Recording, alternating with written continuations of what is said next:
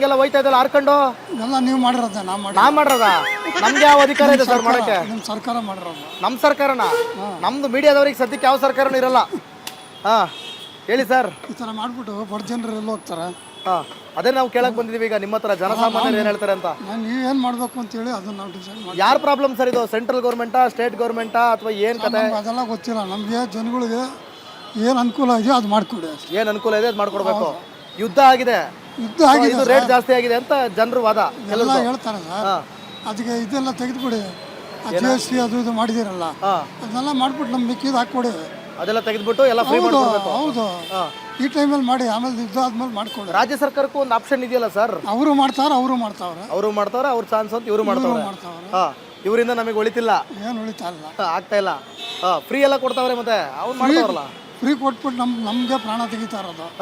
ನಾವೆಲ್ಲ income tax payer, ಒಂದು double ಕಟ್ತಾ ಇದೀವಿ, GST ಕಟ್ತಾ ಇದೀವಿ, ಎಲ್ಲ ಕಟ್ತಾ ಇದೀವಿ. ನಮಗೆ ನಮ್ಮ ತಲೆ ಮೇಲೆ ಆಗ್ತಾವ್ರು ಭಾರ ಅಲ್ಲ.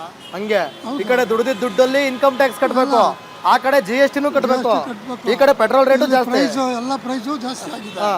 ಇದಕ್ಕೆಲ್ಲ ಯಾರು ಪರಿಹಾರ ಕೊಡ್ತಾರೋ ನೀವು ಹೇಳಿ.